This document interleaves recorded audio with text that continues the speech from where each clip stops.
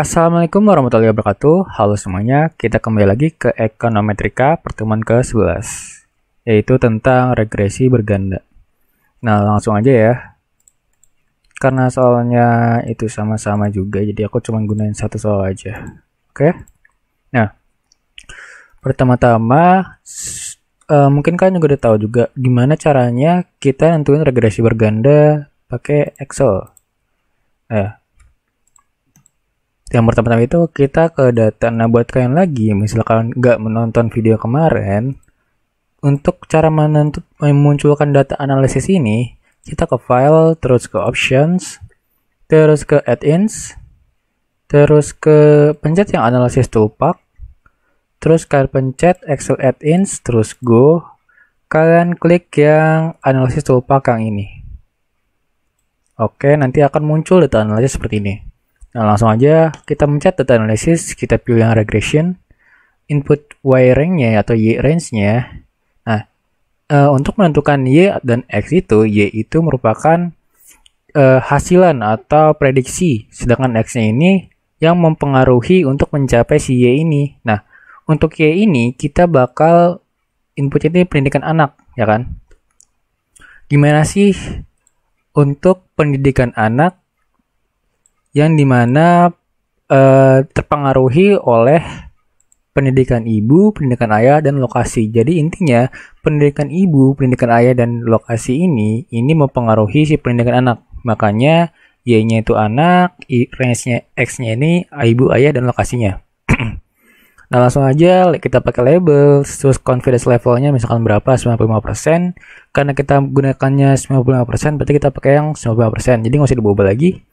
Terus kita pencet residual plot and fit plot sama normal probability plot. Kita pencet yang terserah kalian yang mana, tapi aku pilih yang output range. Kita pilih ini, kita tampilkan di sini. Oke, bakal muncul seperti ini. Nah, berarti kita langsung bahas di sini ya. Nah, tadi kan udah ketahuan ya, X1, X2, X3-nya itu ibu, ayah, dan lokasinya. Lokasi ini merupakan kategorikal indikator ataupun dummy variable. Jadi dimaksud dummy variable ini ya nggak seperti yang pendidikan ibu dan ayah ini yang merupakan variabel biasa, yang dimana itu ya cuman nggak ada. Kalau lokasi ini ada kategorinya lagi gitu. Di lokasi ini ada rural dan urban. Maksudnya itu ada perdesaan dan perkotaan. Jadi kalau 0 ini desa dan 1 itu kota. Nah, makanya lokasi ini disebut dengan indikator variabel ataupun dummy karena merupakan ada kategori-kategori yang diselipkan gitu. Sedangkan ibu dan ayah kan cuma ya satu kategori doang gitu kan. Makanya dia nggak disebut variabel indikator ataupun dummy variabel.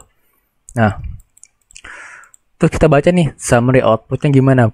Kita membaca bagaimana membaca summary output, ANOVA, dan lain-lain. Nah, dari summary output ini kita punya R. R ini nanti buat ngebandingin sama critical value-nya. Critical value-nya ini kita dapat dari tabel R. Nah, karena ini merupakan jumlah observation-nya atau jumlah sampelnya itu ada 40, di sini kita di F-nya itu n-3.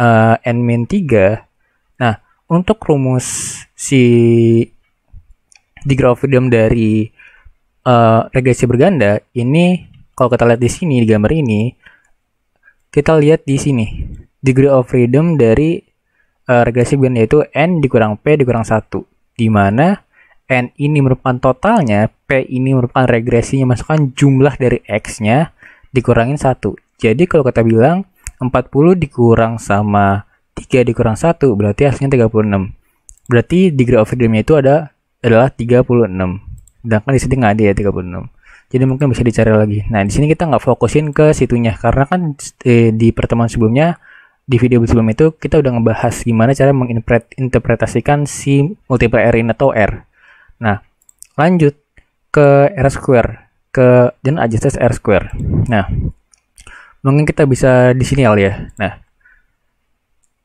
kalau kalian lihat di sini, kalau R ini dari kesimpulan yang kemarin, karena kita langsung kesimpulan aja ya. Kalau misalkan ini terdapat coba bukti gitu, kalau ini merupakan berkorelasi gitu. Nah, Jadi kalau dari kesimpulan R ini, dengan tingkat kepastian 90% terdapat cukup bukti untuk mendukung bahwa terdapat korelasi linier antara pendidikan anak dan pendidikan ayah atau ibu atau lokasi. Itu. Jadi untuk R ini menentukan apakah terdapat korelasi ataupun tidak terdapat korelasi gitu. Terus untuk adjusted R square itu bagaimana? Nah, di regresi berganda ini kita melihatnya itu dari adjusted R square. Nah, karena si adjusted R square ini itu kalau dibilang ini lebih apa ya? Lebih sering digunakan daripada R square. R square ini lebih ke yang adjusted R square itu pada umumnya digunakan, sedangkan R square ini gak umum gitu loh, kayak seperti itu lah. Nah, tetapi karena di sini adjusted R square ini bernilai minus atau negatif, kita dapat menyimpulkan bahwa tidak ada variabel yang signifikan terhadap pendidikan anak gitu. Ya. Jadi kalau ketika adjusted R square-nya itu bernilai negatif, kita dapat disimpulkan tidak terdapat variabel yang signifikan, maka dapat menggunakan R square aja untuk menyimpulkannya. Nah, ketika kita menyimpulkan R square itu, nah ini contohnya ya, dapat disimpulkan bahwa sebesar R square ataupun R adjusted square, variasi pendidikan anak dapat dijelaskan dengan hubungan linear antara pendidikan ibu dan ayah dan terhadap pendidikan anak. Dan ayah dan lokasi ya, dan lokasi terhadap pendidikan anak. Jadi, kita lihat dulu nih, karena kita melihatnya langsung ke adjusted R square atau RA-nya, jadi kita lihat dulu apakah dia negatif atau positif. Karena dia negatif, kita langsung ke R square. Berarti karena negatif kita dapat simpulkan tidak ada variabel yang signifikan. Jadi kita menggunakan yang ini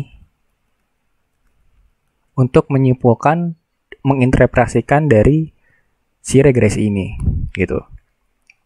Terus kita ke ANOVA. Nah, kalau kalian lihat rumusnya, jadi kalau DF itu kan degree of freedom regresi ini. Nah, 3 ini merupakan dari jumlah dari X yang kita punya. Jadi P itu, jadi 3 itu kayak menyimpulkan si P ini loh.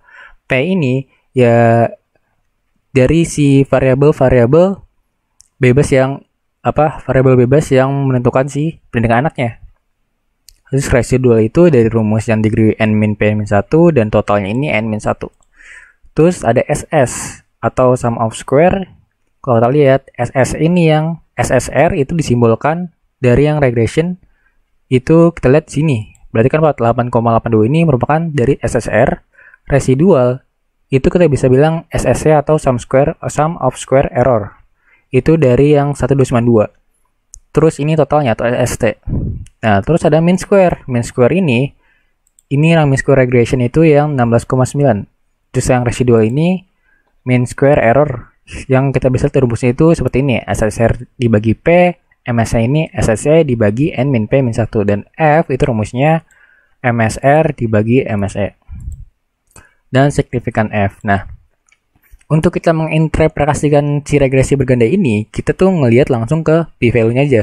Karena kan ini udah disediain p-value nih, kita nggak usah menginterpretasikan t-stat, f, test gitu.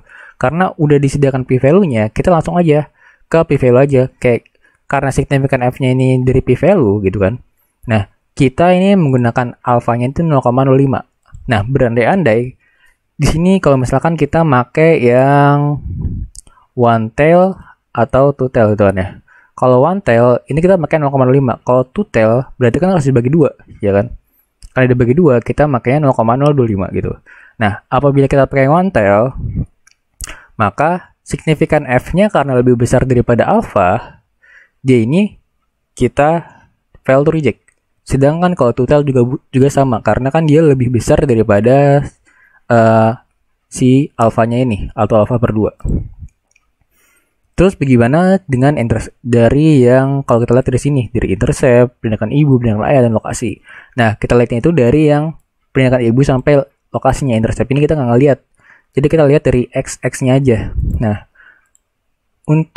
jadi kalau di sini ya, kalau kalian lihat di kesimpulan ini, jadi ada f-test dan t-test. Nah, f-test ini yang kita lihat di sini di ANOVA ini ada di signifikan F itu merupakan tes secara keseluruhan. Berarti itu kita menyimpulkan secara keseluruhan itu bagaimana gitu. Nah, tapi kita lihat tuh nih H0 dan H1-nya itu gimana. H0-nya itu kalau kita lihat itu tidak ada variabel. Jadi H0 ini bahwa klaimnya itu tidak ada variabel bebas yang berpengaruh signifikan terhadap pendidikan anak. Sedangkan H1-nya itu minimal terdapat satu variabel bebas pendidikan ibu atau pendidikan ayah atau lokasi yang berpengaruh signifikan terhadap variabel anak. Nah, untuk menentukan one tail two tail-nya sebenarnya ini terdapat di soalnya gitu, one tail apa two tail. Nah, lanjut aja ya. Dan lanjutnya F-test itu overall kita udah tahu kalau F-test ini tes secara keseluruhan. Jadi kita dapat kesimpulan itu dengan tingkat kepercayaan 95%, tidak terdapat cukup bukti untuk mendukung bukti bahwa terdapat variabel bebas yang berpengaruh signifikan, ya kan? Karena kalau kita lihat sini, ini tidak signifikan karena dia lebih besar daripada alfanya. Terus kalau t-test, jadi kita menguji secara individunya. Pendidikan ibu ini signifikan apa enggak, ayah signifikan apa enggak, lokasi signifikan apa enggak.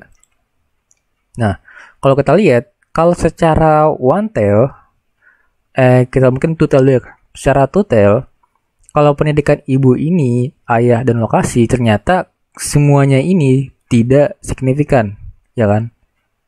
Oh, nggak ada yang signifikan ternyata. Walaupun one tail ataupun two tail itu sama-sama tidak ada yang signifikan, gitu.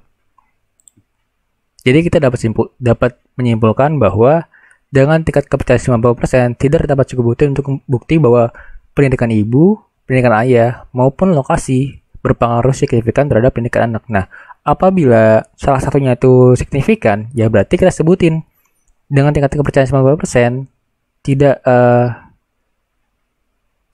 kalau kita sebut satu-satu, berarti kan kalau misalkan pendidikan ibunya itu signifikan, berarti kan terdapat cukup bukti bahwa si pendidikan ibu ini signifikan terhadap pendidikan anak. Sedangkan pendidikan ayah dan pendidikan lokasi ini tidak signifikan gitu. Jadi penyebutannya ini kita lakukan satu persatu gitu. Kita ngelihatnya secara p-value dari satu persatu untuk t-testnya.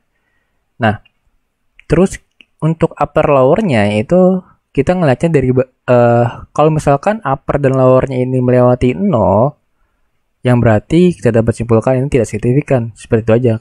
Jadi tuh kalau misalkan mereka upper dan lower ini sama-sama positif ataupun sama-sama negatif, berarti ya mereka tuh signifikan. Tetapi kalau misalkan salah satunya negatif ataupun salah satunya positif, berarti tidak signifikan. Bisa dikatakan seperti itu. Nah, ini kita bisa lihat ini semuanya ini tidak signifikan ya. Nah, lalu kita lihat gimana cara kita menginterpretasikan koefisien ya. Koefisien sama seperti t-test. T-test karena individu, karena koefisien ini bagian dari individu, berarti kita kan menginterpretasinya secara satu persatu ya. Nah, kalau kita lihat ini B1.